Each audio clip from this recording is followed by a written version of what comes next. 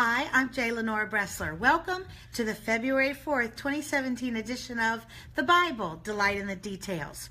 We are on a several session series talking about how biblical archaeology can bring insight into your study of biblical passages. We talked yesterday about some of the most famous archaeological discoveries that have impacted biblical reference, and that included Jericho, and the funerary box of Caiaphas, potentially the high priest during the time of the crucifixion of Christ, and others. Today we want to talk about some more of those biblical finds that have validated and confirmed major portions of the Bible. You know, satellite imaging shows us all kinds of things that the naked eye cannot see on the top of the land. You can see from satellite images caravan routes that were used thousands of years ago that are now covered over by sand. And more importantly, you can also see old river systems.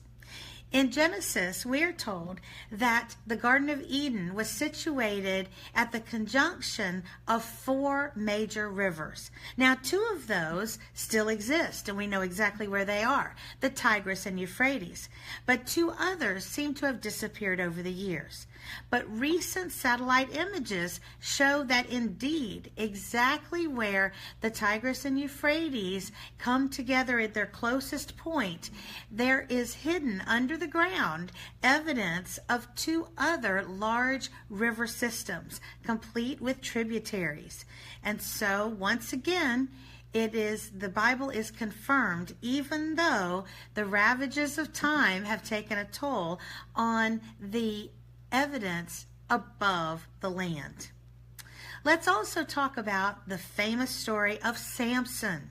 Sampson, who, after being blinded by his enemies, the Philistines, was placed for mockery in the temple of Dagon, and he pushed on 2 columns and the whole temple fell down.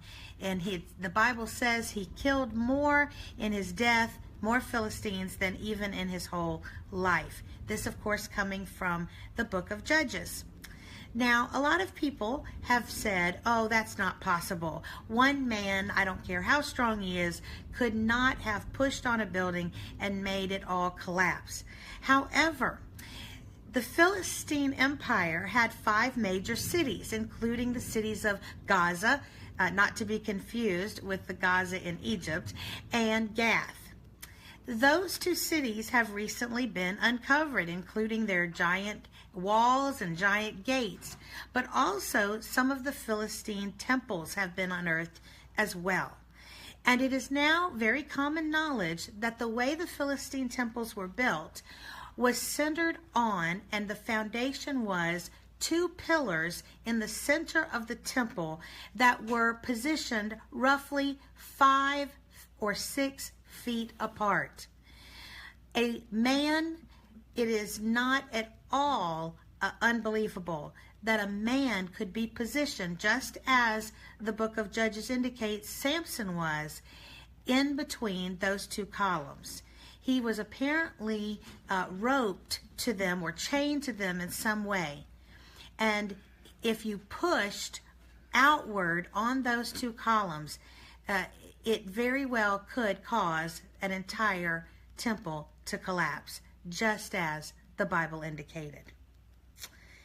Now, I want to tell you today about one other very fascinating find, and that has to do with the wonderful story in Genesis of Joseph.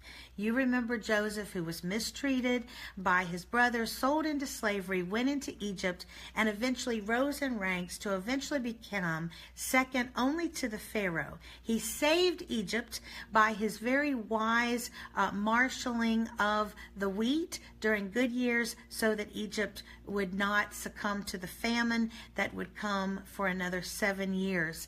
And he was greatly honored in Egypt. Now, you may recall that he brought his family, his very large family, all those brothers and their wives and children, to settle in what was called Lower Egypt, which on the map looks like it ought to be Upper Egypt, up in the northern part of Egypt, in an area called Goshen. And this became where the Israelites were, at least the Bible says, where they were located.